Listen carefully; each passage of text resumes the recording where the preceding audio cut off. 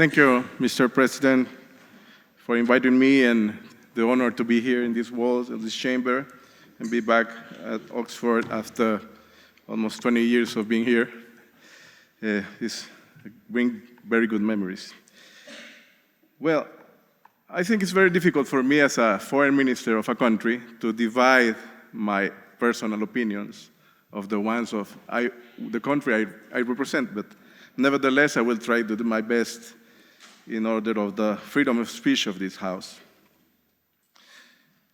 For countries like Honduras, a very small country with a small economy, the situations of the international arena and the crisis directly hits on us. It's like environmental problems. We don't provoke them, but we face hurricanes and we face natural disasters. We don't provoke the wars in Ukraine, but we face the higher price of food, the higher price of fuel, the highest price of many of the commodities that are very important for development. So like that, in an international system that is related with the relation of international financial organization or international organizations, I think there is many inequalities, as the President spoke before.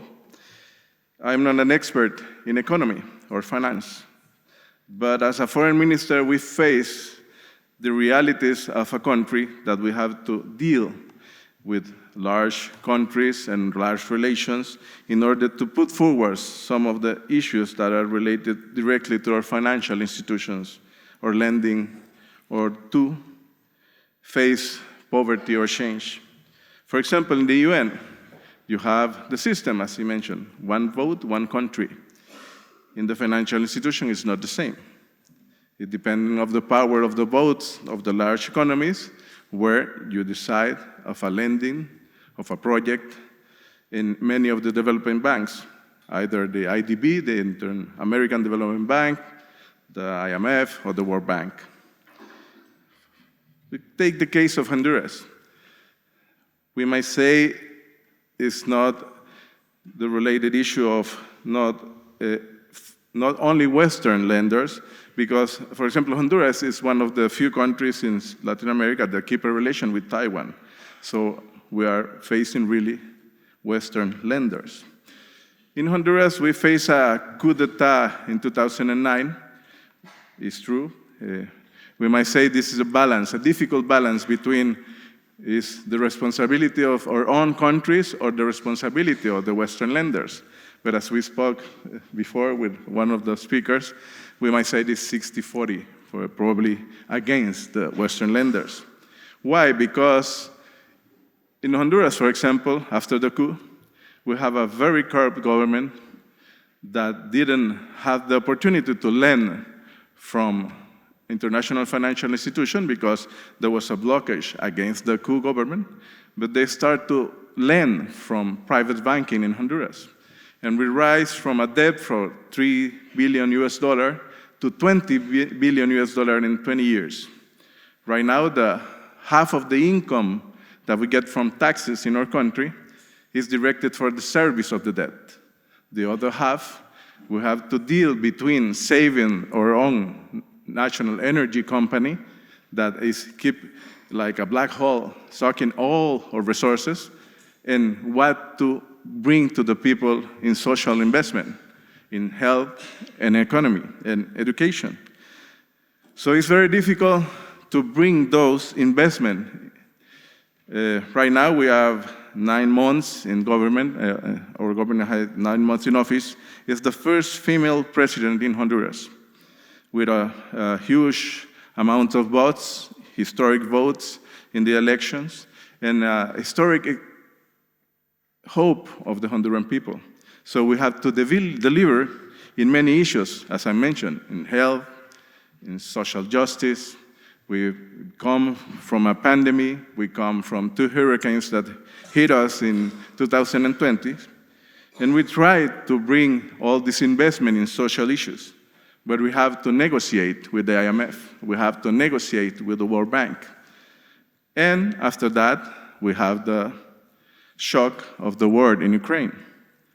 With that, for example, the IMF telling us, you have to increase your interest rates to prevent inflation.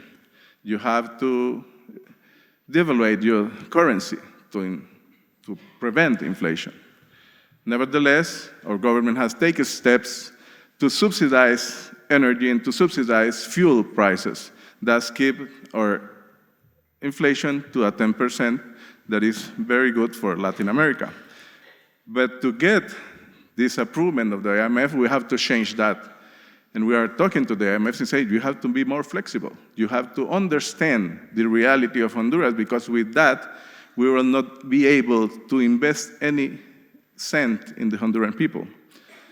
So I think that we live in a very unjust economic and financial system, very unequal, that has provoked many problems, particularly in Latin America, has provoked more poverty.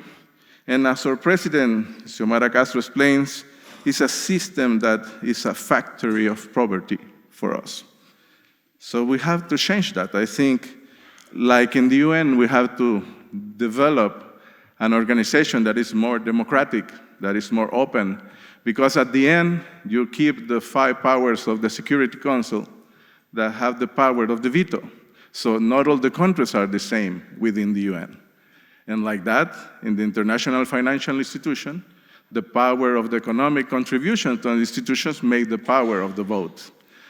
So we think that all the situation that many of our countries has faced in all through these years in Latin America, for example, you have the case of Argentina, you have the case of Mexico, you have the case of many of the countries that have faced a default and are changing this. I think probably like the cases of Honduras, we are not directly right now have problem with the IMF or the World Bank, because probably the debt that we have with these institutions is not very high.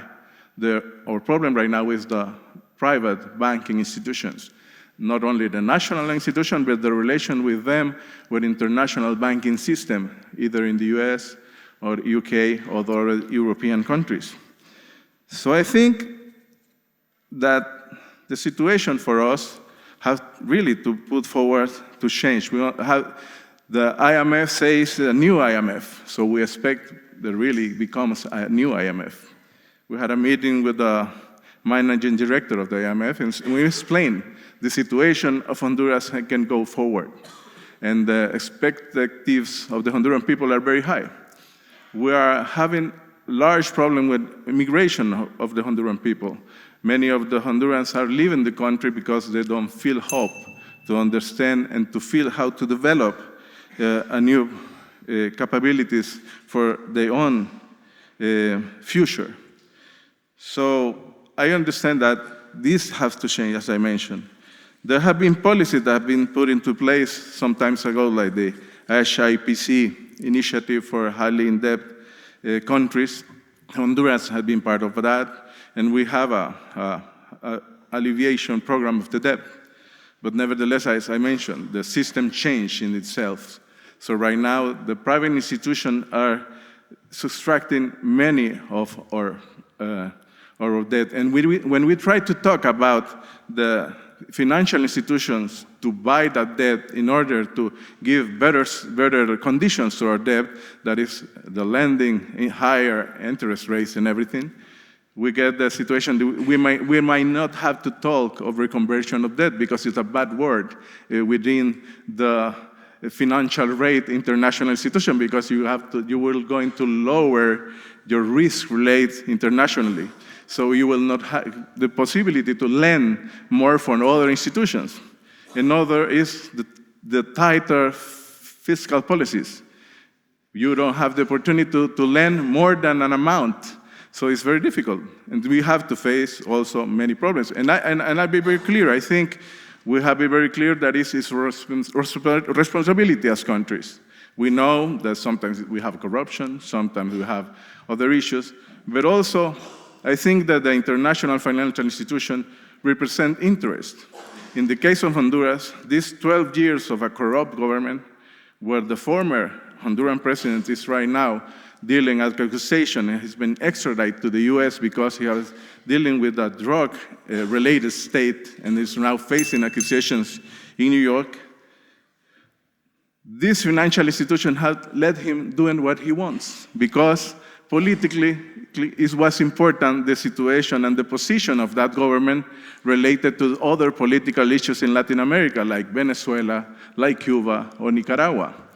So sometimes you find these double standards in the international financial institutions that are more related to political issues than financial issues. So I think we might say, as our proposition, that the Western lenders are responsible of the plight of developing countries. Thank you very much.